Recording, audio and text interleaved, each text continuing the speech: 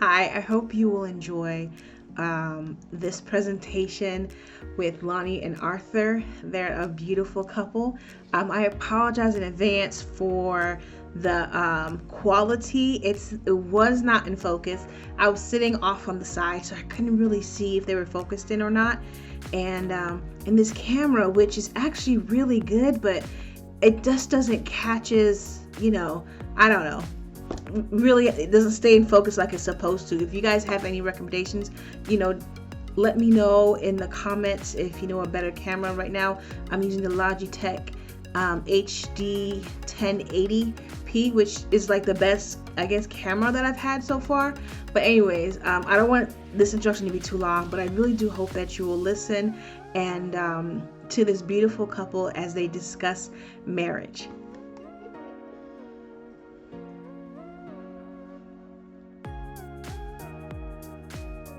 Hi guys, welcome. Hey, hey, how's it going?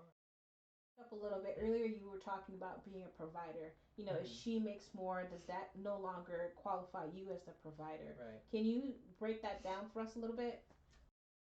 Yeah, I mean, I just think that the societal perspective, or like culturally speaking, in the culture I grew up in, it makes sense for the man to be the one who's the breadwinner, which means you're the one going out making the money, and usually the wife is at home either taking care of children or taking care of the home, or if she is making money, usually you're the one that makes more, so you're considered the provider.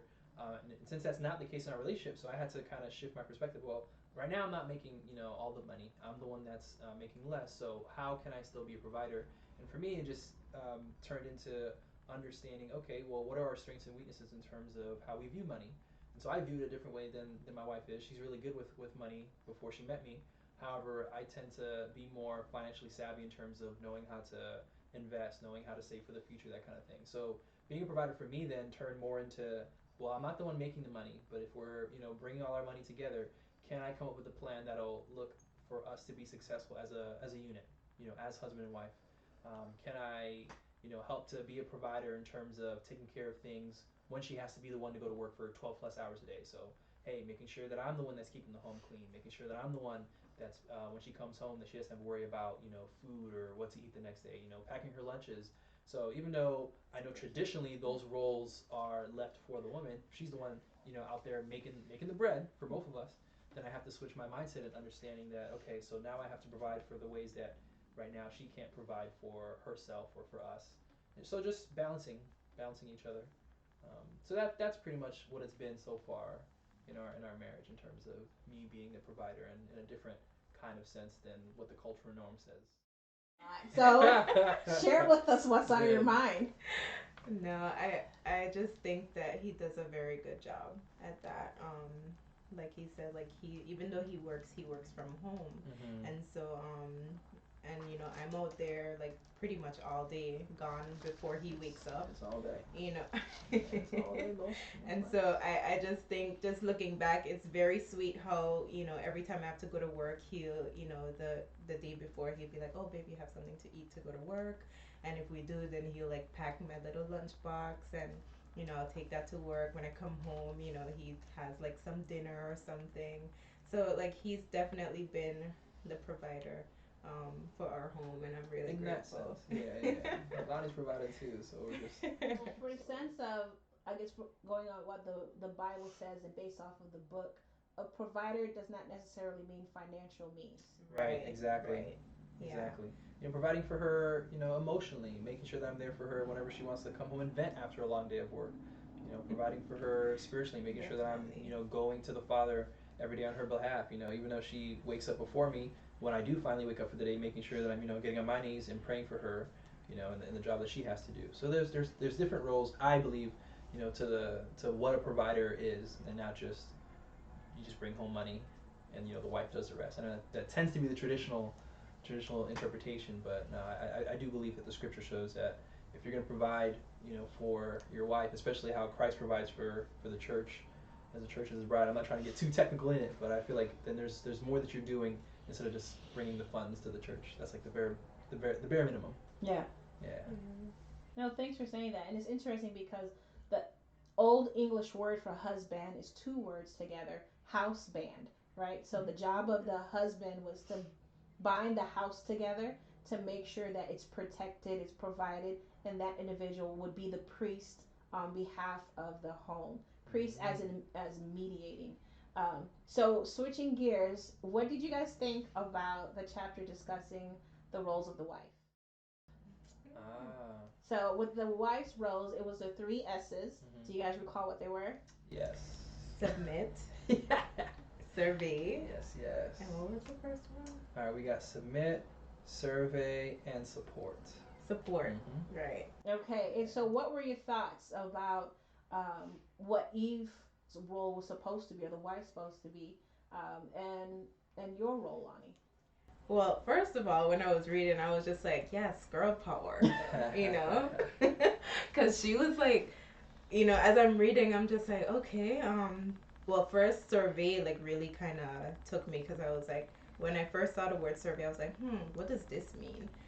So it kind of gave me like a new perspective, like, okay, this is more wisdom and like having it enough to like help her husband in such ways as like making decisions that he could come on board with or feel comfortable coming on board with, and knowing that his wife is smart, not because in and of herself, but because she asked the Lord for that wisdom, so that was pretty cool. And support and submit, I think. I've never really been a hard person to please, or like, I feel like I'm doing a good job. Yes, a wonderful job.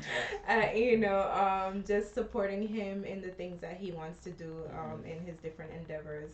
I know he has like several little things that he likes to do, like hobbies or whatever. For instance, learning Japanese.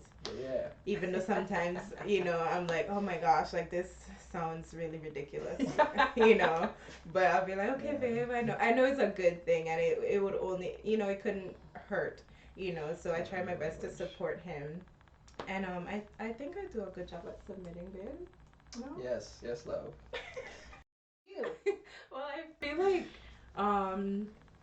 that's a good question, because You want me to help you? yeah, help me out, because I don't know.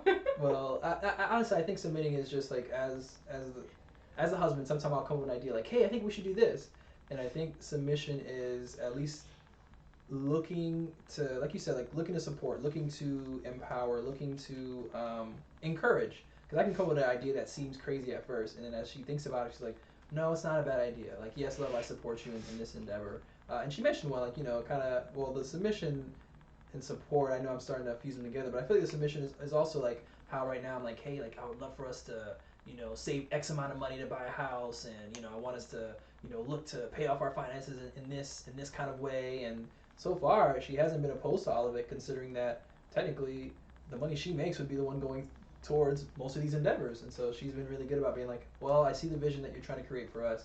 I appreciate it. Yes, I'm willing to go along with it. Versus saying, now play, that's my money. So last I checked, I'm gonna save it in the way I like, and then when you make more money, you can make the decisions.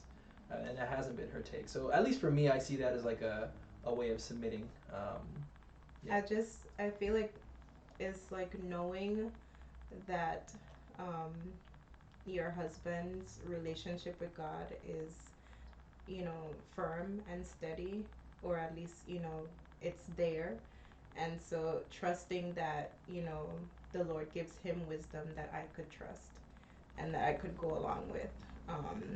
And just, moving through life with that same vision together, knowing that, God is like the center of it, and he placed this on my husband's heart, and I'm gonna trust, whatever we tend to do or find ourselves doing. That's amazing, because that's basically what Ephesians chapter 5 says, right? It's like, wives, submit yourselves to your husbands, right? But then it also says, husbands, love your wives, even to the point as Christ did, he was willing to die for her. So the fact that if a husband is willing to die for his wife, she can definitely trust the path that he's carving out for them. Right, and so it's interesting that you said that, is that you can trust your husband and submit to him because of his relationship with God. And we can see with Adam and the broken relationship between him and God at that time, Eve couldn't trust him, Mm-hmm. right? Yeah. And so she, unfortunately, as you continue reading, I think it's chapter 9, about her role and how she was feeling. Later on in the book, it kind of explains how she is as a mother, right? And how her relationship with her husband affects all the different points and avenues of her life. Mm. And so in the 21st century, it's really hard for individuals, especially women, to hear, I'm going to submit myself to a man, Right. right? Because, I'm independent and this is the way I'm going to do it. And I believe, because it's a theory, that it's probably because they haven't been loved the way they were created to be loved. Mm. What are your thoughts on that?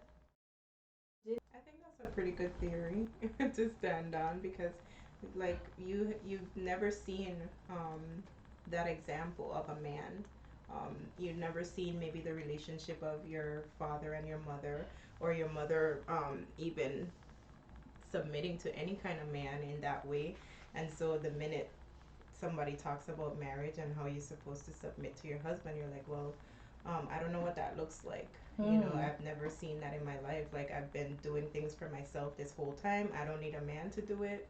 We could do the same things. If he could do it, I could do it, type of thing. So, I think that's a pretty good theory. Genesis chapter 5, God calls Adam and Eve both Adam, right? So basically, he called them both by the man's name. How did you feel as a woman taking your husband's name if you took his last name? Let us know about that. Working on that. Okay. Okay. Guys, thank you so much for listening and paying attention and hanging out. Next week, we'll have the final session between Lonnie and Arthur, and I really do hope that you enjoyed it. And I hope that it wasn't too fuzzy for you guys to realize how amazing this couple really is. And if you're interested in my book called The Power of the Gospel in Your Relationships, it's available on Amazon for pre-order. It goes live on March 1st, 2021. I'm super excited about it. If you want a signed copy of it, you have to purchase it directly through me, and you can email me at enoch365live@gmail.com for that information. But if not, you can get the copies right there on Amazon. And don't forget to follow me on Amazon as an author, so you can get more updated information, because the workbook will be out soon. Okay guys, have a great rest of the day.